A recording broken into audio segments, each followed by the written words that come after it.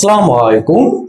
would be, would have, would like to, would you mind, would rather, এতগুলো শব্দ আমরা কোথায় কোনটা ব্যবহার করব, কিভাবে ব্যবহার করি সেটা এখন দেখব। এবং would ফার্স্ট অফ অল হচ্ছে would টা কিন্তু অনেক জায়গায় ব্যবহার হয়। would-টা কোথায় কোথায় ব্যবহার হয়, যেমন কোনো অনিয়ম প্রশ্ন বা নিয়ম করে কোনো একটা কাজ করা হচ্ছে না, অনিয়ম ভাবে করা হচ্ছে।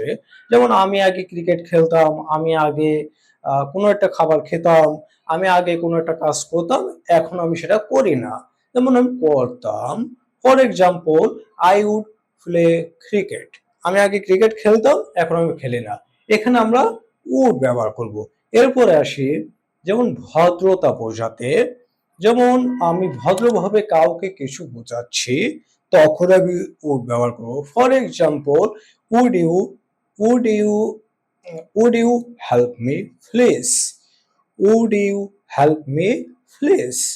সো তারপরে উড আরো কোথায় ব্যবহার করা যায়, যেমন হচ্ছে কারো কোনো কিছু অফার করছি, বা আমি কাউকে একটা চা বা কফি কোনো কিছু অফার করছি, তারপর হচ্ছে কাউকে আমি দাওয়াত দিচ্ছি, এরকম জায়গায় আমরা উড ব্যবহার করব। সো তারপরে অধিকথর। এখন অধিকথরটা আসলে কি, যেমন আমি আগে গেঞ্জি পরতাম, এখন আমি পাঞ্জাবি পরি। সো এখন আমার পাঞ্জাবি ভালো লাগে। এরকম অধিকতর প্রশ্ন আসলে আমরা উড ব্যবহার করব। সো উডের ব্যবহারটা জানলাম। এখন আমরা দেখি উড বিটা আসলে কোথায় ব্যবহার করব। এখন উড বি মিনিং হচ্ছে হতাম। বি বি মানে হ, এবং উডের ভিতরে কিন্তু আমরা একটা সাউন্ড পেয়েছি, তাম। যেমন আই উড প্লে ক্রিকেট, এবং ক্রিকেট মিনিং ক্রিকেট, এবং হচ্ছে প্লে মিনিং খেলা, আই মিনিং আমি, তাহলে উড তাম, তাহলে আমি ক্রিকেট খেলতাম, তাম। এখন তাম সাউন্ডটা পেয়েছি, তাহলে উড বি মিলে হতাম।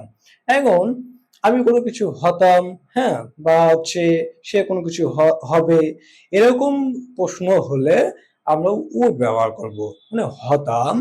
সো যেমন I would be a teacher, হ্যাঁ, আমি একজন শিক্ষক হতাম, আমি একজন শিক্ষক হতাম। তাহলে উড হ্যাভ। এবার দেখি আমরা উড হ্যাভ আমরা কখন ব্যবহার করব, উড হ্যাভ যখন থাকতো। For example, Faim would have a bike, হ্যাঁ, ফাইমের একটা বাইক থাকতো, বা আমার একটা বাইক থাকতো, এরকম প্রশ্ন আসলে আমরা উড হ্যাভ ব্যবহার করব। এরপরে উড লাইক টু কখন ব্যবহার করব, মানে থাকতে, মানে করতে চাওয়া, কোনো কিছু, কোনো কাজ বা কোনো কিছু করতে চাওয়া ক্ষেত্রে আমরা উড লাইক টু ব্যবহার করব। এরপর আসি, উড ইউ মাইন্ড আসলে কখন ব্যবহার করব, হ্যাঁ, মানে কোনো কিছু মনে না করলে। হ্যাঁ, এই যে would you mind, এতটুকু মিনিং হচ্ছে কোনো কিছু মনে না করলে, এর আগে পরে সাবজেক্ট ভার্ব সবকিছু যোগ হবে, এবং would you mind, কোনো কিছু মনে না করলে আমি এটা বলতাম, ওটা বলতাম, বা এটা নিতাম, এরকম প্রশ্ন আসলে আমরা would you mind ব্যবহার করব। would rather, এটা কখন ব্যবহার করতে পারি, বরং করাই ভালো, বরং করাই ভালো।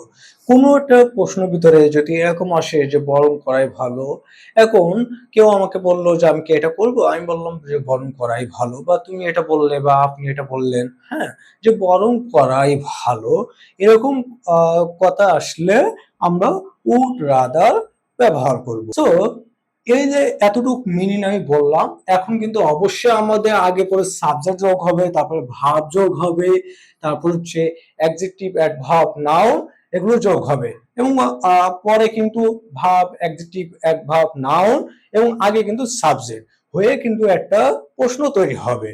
সো এই আমরা উডের ব্যবহারটা আশা করি বুঝতে পারছি। এখন আমরা এগুলো ব্যবহার করে একটু চেষ্টা করব, ট্রাই করব প্র্যাকটিস করার। আল্লাহ হাফেজ।